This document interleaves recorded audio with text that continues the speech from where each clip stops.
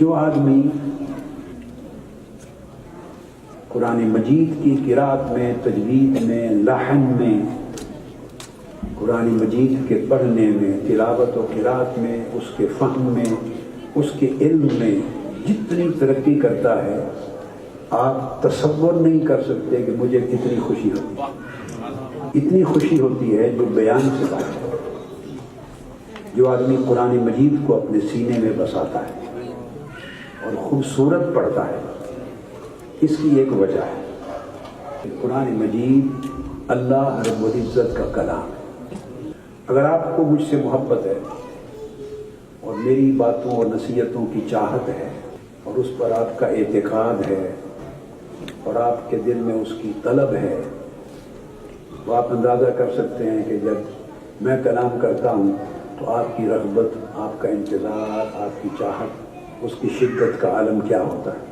جس کو یہ کیفیت حاصل ہے وہ محسوس کر سکتا ہے یا نہیں؟ جی، یہ ایک انسان کا کلام ہے، یہ ایک انسان ناقص کا کلام ہے۔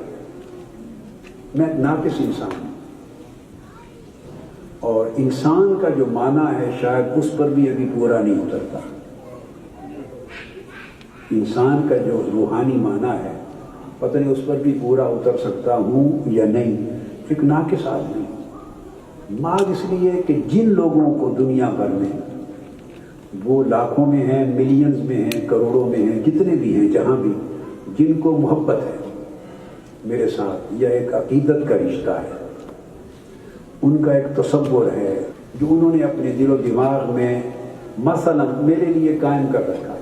جائز ہے، ناجائز ہے، مبالغہ ہے، میں اس کا حقدار ہوں یا نہیں ہوں، یہ الگ بات ہے، مگر جنہوں نے ایسا ایک تصور، ایک رشتہ میرے ساتھ قائم کر رکھا، وہ جب مجھے سنتے ہیں، میرا کلام سنتے ہیں، میری بات سنتے ہیں، تو آپ خود محسوس کر سکتے ہیں کہ کتنی لذت فیل کرتے ہیں، کتنی حلاوت فیل کرتے ہیں، کتنا کیف اور سرور فیل کرتے ہیں۔ یہ ایک ناقص انسان کے کلام کے ساتھ ہے اگر آپ کا رشتہ محبت اور رشتہ عقیدت کا ہے۔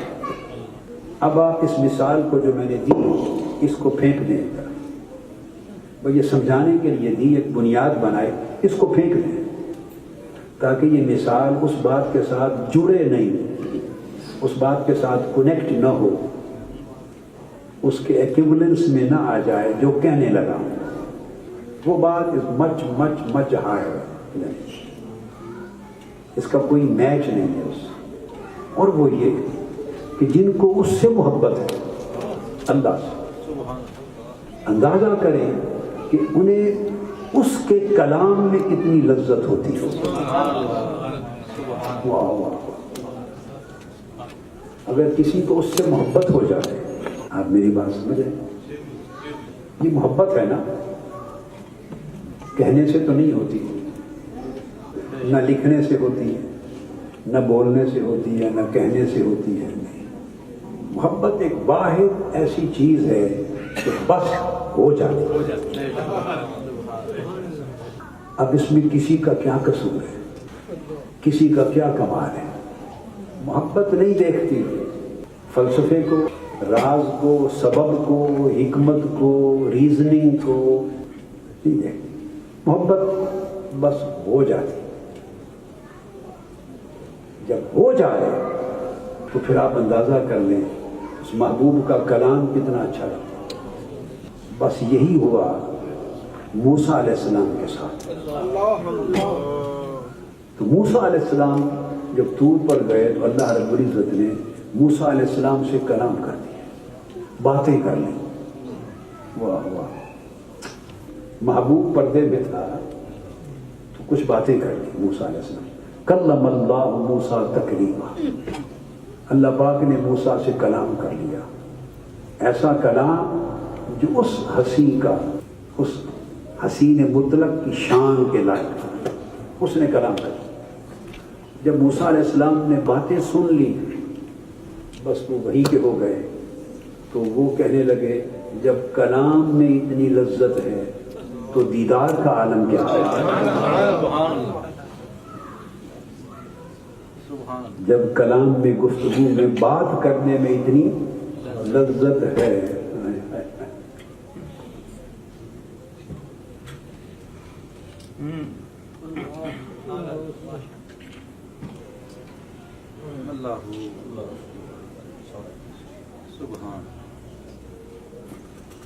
جب اس کی کلام میں اتنی لذت ہے تو اس کے دیدار کا عالم کیا. یہ وہ لمحہ تھا جب موسیٰ علیہ السلام اپنی خودی سے نکل گئے اور عرض کر لیا رب ارنی انظر الیک. مولا تیری کلام میں اتنی مٹھاس اور لذت ہے تو تیرے دیدار کا عالم کیا ہوگا. بس تو پردہ ہٹا دے تاکہ میں تجھے ایک بار تک لوں. تو اللہ کے